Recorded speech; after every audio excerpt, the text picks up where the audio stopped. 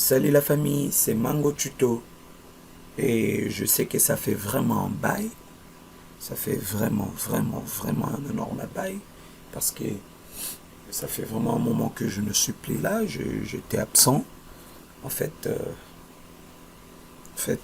c'est pour des raisons personnelles, des raisons dont je ne pourrais pas dire ici, car ce sont des raisons personnelles. Mais gloire à Dieu, je suis là de retour à votre service. Alors,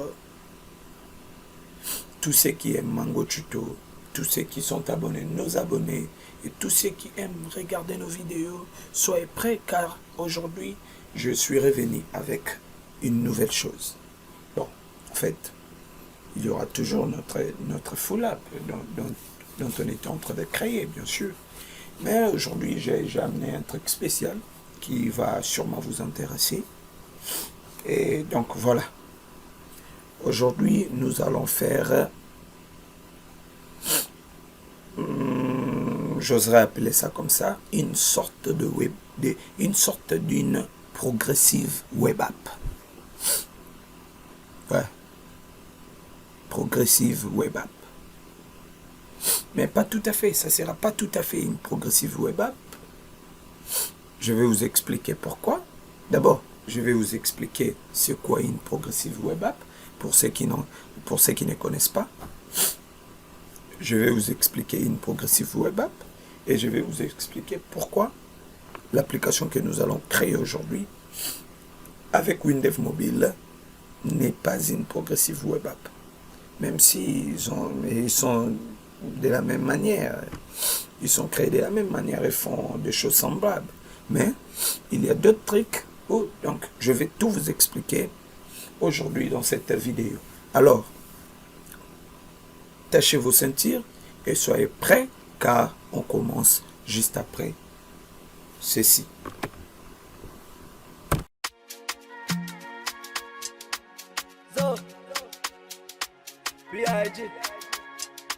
Abandonne jamais, moi. Ok, d'accord. Alors, on va d'abord savoir c'est quoi une progressive web app. Et pour ça, je vais préparer un fichier, une image. S'il vous plaît. Ok. On va voir ça comme ça. C'est derrière ça le logo du concept progressive web app. De cette technologie-là, progressive web app. Maintenant, comment ça fonctionne en fait? Le progressive web app fonctionne de la manière suivante. Le progressive web app fonctionne de cette manière. On va zoomer un peu. Ok. Vous avez un site. Vous avez créé un site avec WordPress, PHP, peu importe, tout ça. Maintenant, le progressive web app, cette technologie te permet à ce que tu as ton site et sans pouvoir développer une application native. Parce que comme nous le savons, certains le savent très bien, une application native demande à ce que tu puisses développer avec tel langage, et il faut avoir des connaissances sur ces langages-là. Et quand il s'agit, par exemple, de la différence aussi des plateformes, tu dois peut-être coder avec Android Studio, tu vas coder avec Kotlin, Java, tout ça. Et tout ça, il faut avoir des connaissances pour coder des applications natives comme telles. Alors, des applications mobiles natives avec des langages là. Alors, la progressive web app te permet à ce que tu aies ou pas. D'ailleurs, là, surtout, c'est plus dans le concept avec WordPress qu'on voit plus que tu peux ou ne pas connaître le développement, tu peux créer une application progressive web app. Tu peux créer une progressive web app. Donc, tu as ton site et tu as une application mobile qui utilise ton site. C'est ça un peu la logique. Une application mobile qui utilise ton site. Du genre un peu, tu caches un peu, donc cacher un peu, cacher un peu les sites dans une application. Ça se comporte comme une application, tu vas utiliser normalement. Mais attention, c'est pas natif. C'est pas natif du tout. Une application native, une application mobile bien sûr native, interagit avec le téléphone, interagit avec l'appareil, interagit avec les terminaux. C'est ça. Et le Progressive Web App ne fait pas ça. Donc, le Progressive Web App te permet seulement de surfer en ligne en ayant la sensation que tu étais dans une application native. Donc, presque. C'est ça, le Progressive Web App. Et beaucoup de technologies l'utilisent déjà. J'en ai vu avec WordPress et beaucoup d'autres. Donc, c'est ça les Progressive Web App. Maintenant, nous allons créer une chose comme ça. Bon, ça ne sera pas tout à fait ça, mais quelque chose d'à peu près. D'à peu près ça. Je vous explique. Avec une Progressive Web App, permet à ce que quand tu n'as pas de la connexion Internet, le fonctionnalité de base puisse fonctionner, puisse toujours être disponible. Je suis dans un site, je dois cliquer au menu bouton. Normalement, dans le navigateur, pour faire tout cela, tu dois obligatoirement avoir de la connexion Internet, d'abord pour que le site affiche. Maintenant, avec une Progressive Web App, ça y est déjà dans le téléphone, tu avais déjà chargé le site à plusieurs reprises, ça reste. Donc le contenu de base reste, comme le bouton menu, quelques photos, quelques articles, tout ça peuvent rester. C'est surtout ça l'avantage d'une Progressive Web App. Eh bien, ce que nous allons faire avec WinDev Mobile aujourd'hui, bon, c'est de la même manière. On va prendre un site et l'intégrer dans une application mobile. Sauf que notre application, on va créer un APK bien sûr, mais ce n'est pas une application native parce que les fonctionnalités de l'application ne va pas interagir avec le matériel, ne va pas interagir avec le téléphone, non plus avec les systèmes. Ok, pour le besoin du tuto, j'ai déjà créé une page, donc j'ai déjà créé une fenêtre dont je vais appeler 404. Une fenêtre 404. Ben, ce qu'on va faire ici, c'est on va gérer la connexion. Au cas où il y a de la connexion Internet, ça entre directement. Et au cas où il n'y en a pas, ça nous affiche ceci. Au lieu que ça puisse nous afficher la page 404 du navigateur, là, c'est pas trop, c'est pas propre. C'est un peu ça la page, pardon, la fenêtre 404. Maintenant, on va créer une autre fenêtre où on va afficher maintenant les sites. Vierge. Ok.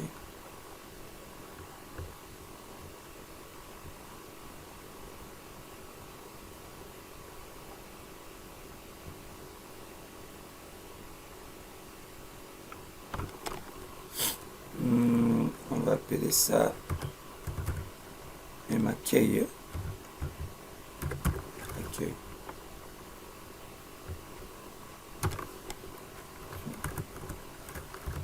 Accueil. Ok. Bon, pour faire ça, on a besoin d'un champ. Pour faire la Progressive Web App, on a besoin d'un champ, tout simplement un champ, et le champ fait tout. Le champ par lui-même, il gère tout. Et le champ dont nous avons besoin, c'est le champ HTML. Où est-ce qu'on en trouve? Dans l'onglet Création, dans le groupe Container, donc onglet création, groupe container, là où on a écrit autre champ, et il y a le champ HTML. On vient le placer directement dans notre fenêtre. Ok. On peut régler d'autres trucs. On voit, on essaie de voir.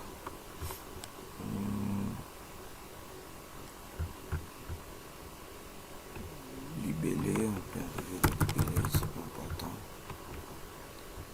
On dit c'est accessible par... Oui, autorise les zooms, aucun problème. C'est par table. Donc ici, je vais vous donner aussi une astuce avec le champ HTML. Avec le champ HTML, si vous voulez que, si vous avez votre site, vous avez créé votre site et que le site est créé, il y a aussi des scripts déjà, il y a quelques scripts de JavaScript, alors il faut décocher, là dans la fenêtre de cet onglet, dans détail, il faut décocher là où on a ici interdit l'exécution de JavaScript. On décoche. Donc, on dit,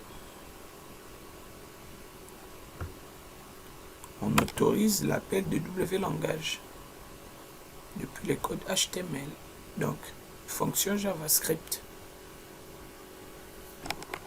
Et comme ça, on peut exécuter les codes JavaScript et tout.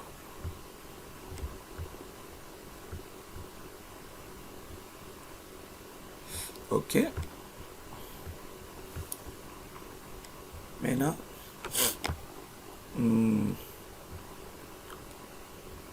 avant ça, on va maintenant coder, on va vérifier la connexion. Ok. On va essayer de vérifier la connexion. Et pour ça, on va venir ici dans projet. Clic droit, fait code de l'élément. Ok. Je vais maintenant tester. Dans l'initialisation du projet, j'ai dit, je vais déclarer une variable. Pourquoi pas, je dis même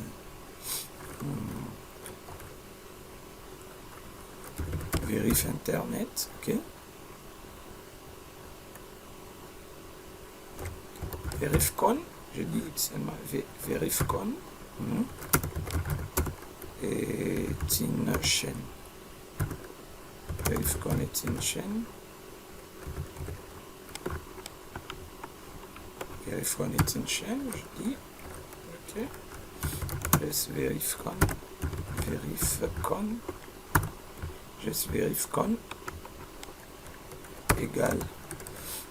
On va appeler la fonction internet connecté. Internet connecté. Ok. Il n'y a aucun paramètre. On va dire, on va poser maintenant la condition ici.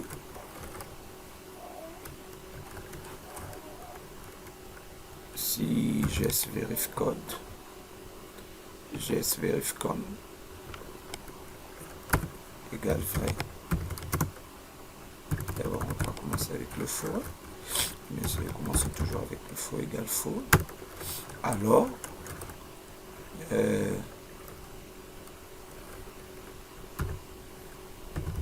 utilise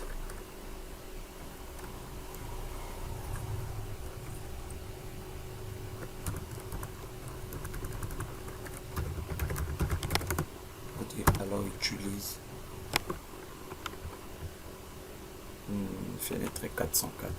Ok. Et sinon on va dire utilise. C'est pourquoi j'ai utilisé la fonction utilise, car je vais expliquer. Avec la fonction utilise, quand j'entre, d'abord la fonction utilise arrête le fenêtre ou le programme précédent. Je ne parle pas d'une autre application. Dans la même application, il y avait peut-être un programme 1 qui nous a permis, avec la fonction utilise fenêtre, utilise, à passer au programme D. Donc, tous les programmes 1 est bloqué en ce moment-là. Et pour sortir, on sort directement de l'application. Donc, comme ça, quand on sera dans les 404, s'il n'y a pas de connexion, quand on sort, il nous fait sortir directement. Également pour les fenêtres d'accueil, ça sera comme ça. Et maintenant, pour afficher le site dans le champ, on vient dans la fenêtre de cet onglet. Sur Général. OK, ici, on va écrire l'adresse. On écrit l'adresse simplement. www. Je vais donner l'adresse d'un ami, hein? Un ami qui fait aussi de bonnes choses, de belles tutos, qui fait des très beaux tutos. Il fait aussi avec WinDev. Code codage, www.codecodage.com. Je vous invite d'ailleurs à aller visiter ces sites. C'est très enrichissant. Vous allez avoir... C'est pas que je fais de la pub, c'est mon ami en tout cas. C'est pas de la pub. Joël Vundwa, oui, c'est mon ami. Et surtout qu'il il est aussi comme moi à Kinshasa, au Congo. Donc, c'est comme ça. www.codecodage.com. J'applique OK. Bon, on vérifie ça, non? Essayons de voir ça. Bon, pour l'instant, mon ordinateur n'est pas connecté. Mon ordinateur n'est pas connecté. On essaye et on va voir. On va faire go. On dit ma fenêtre.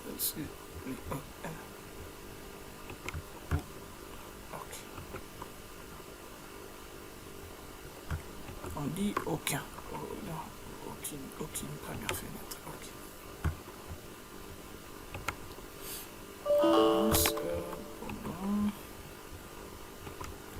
Désolé, on va dire 404. OK, première fenêtre.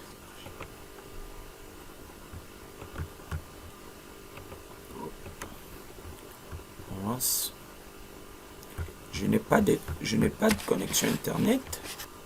C'est pour cela qu'il m'a envoyé dans la page 404. C'est parce que je n'ai pas de connexion internet. Il m'a envoyé dans la page 404. Je ne vais pas coder, mais bon, ça c'est à titre pédagogique. Hein. Donc, il y a le bouton réessayer pour essayer la connexion et paramètres pour accéder dans les paramètres du téléphone. Généralement, c'est comme ça qu'on fait. Maintenant, je vais activer la connexion de mon téléphone et on va vérifier. Je vais partager la connexion.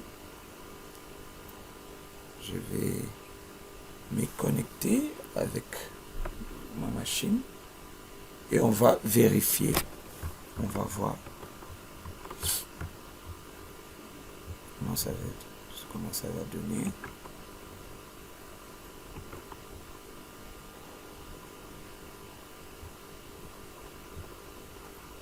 OK, il est connecté, c'est bon. OK. On essaie. Il vérifie. Ah, vous voyez, il a vérifié à l'aide de la fonction Internet connecté. Il a vérifié, il a vite remarqué que non, l'appareil est connecté. Maintenant, ça va charger les sites. Ça va charger les sites codecodage.com. Est-ce que j'ai bien écrit le site? J'espère que j'ai bien écrit. Ça va charger les sites. OK, le site est en train de se charger. Ah, voilà. Attendez, erreur de script est survenue dans le script de cette page. Continuez à exécuter le script de cette page. Oui. Voilà. Il y a code codage avec, bon, dans le mobile, une fois dans le téléphone, Je peux scroller avec la main. Voilà Code Codage, un ami qui fait aussi de belles choses. Il y a le menu. Et vous pouvez voir des articles. Donc c'est ça, c'est ça, c'est ça, c'est ça, c'est de ça que je vous parlais. Donc tu as déjà un site parce que Code Codage c'est déjà un site créé par un ami, le CEO, le propriétaire de la société Code Codage, de la startup Code Codage, de la plateforme Code Codage d'ailleurs. Et maintenant, il a déjà son site, il a déjà créé le site, il a déjà hébergé le site. Et moi, ce que je fais, je n'ai utilisé que l'IRL du site et j'en ai créé une application mobile qui me permet à ouvrir le site, l'utiliser à tout moment comme je vais et tout ça. Donc, dans mon application, c'est un APK, ce n'est pas une application native, mais c'est un APK, ça peut être dans le store et ça fonctionne comme ça. C'est ça, c'est ça. Et attendez pour voir, je me déconnecte.